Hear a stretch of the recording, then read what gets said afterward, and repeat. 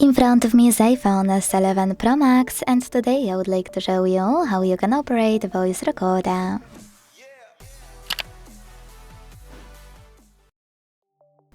On this and other iPhones before it, you don't have to download Recorder app. That's because Apple has a system one, which is Voice Memos. If you want to learn how to use it, I will show you right now. No tricks, just Voice Memos options. Begin by opening Utilities folder and tapping on Voice Memos to launch it. Now, to start your recording, click on red button. Quick tip, you can actually leave Voice Memos app and your recording will continue in the background. Then you can go back to it. And if you wish to see all settings of it, instead of ending it here, hold this line at the top of this section and drag it up. Then do whatever you want to with all of those settings. Let's start from the bottom. You can pause it or unpause it using this button here. You can slide it on the track like that to listen to it thanks to play button, and even skip it 15 seconds each way.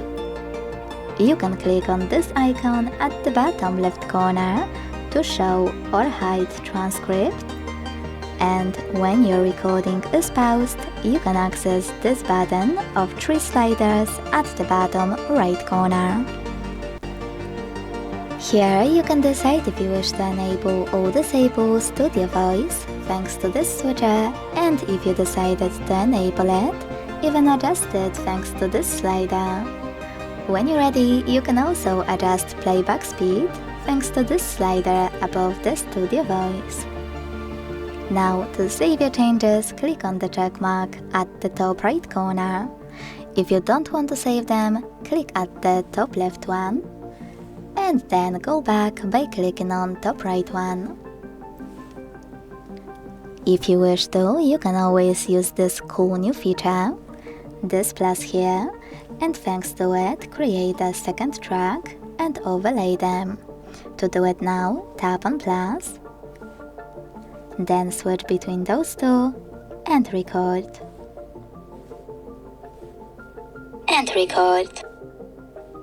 See? Now, not many people know that you can actually edit your recording before you even finish it. To do it, click on those 3 dots at the top left corner, and then select one of those options to edit your recording, like trim. Whatever you decided to do, you need to manage all of those options to your liking, and then hit cancel at the top left corner to discard them, or apply at the top right one to save them. To rename your recording here, tap on new recording at the top and type in whatever you want to. To finally end it and save it though, use check mark at the top right corner. As you can see, my recording is finally here. Now to play it, select it from the list and click on this button. All setting. Skip 15 seconds each way if you want to, and then try clicking on those 3 dots on the right to check out all of those options. You can also click on this icon of the left, little blue one of frequency I guess, and edit your recording. Now, when you finish with your changes, click on the check mark and decide if you wish to save this version as a new recording or overlay the old one. Now, to get rid of any of it, use bin button at the top bottom right corner of it, or if you have more than few, hit select at the top right corner, click on the one you want to get rid of, and use this bin at the bottom right corner. If you deleted any recording by mistake, don't worry, I got you. Click at the top left corner, Access recently deleted here, and to restore any recording, hit select at the top right corner to pick it. After selecting it, hit recover at the bottom left corner. Then confirm your choice in the pop-up.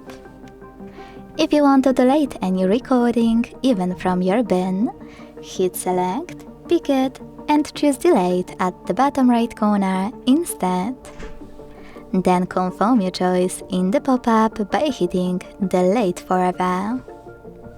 Thanks so much for watching. If you enjoyed this video, don't forget to leave a like, comment, and subscribe. Bye!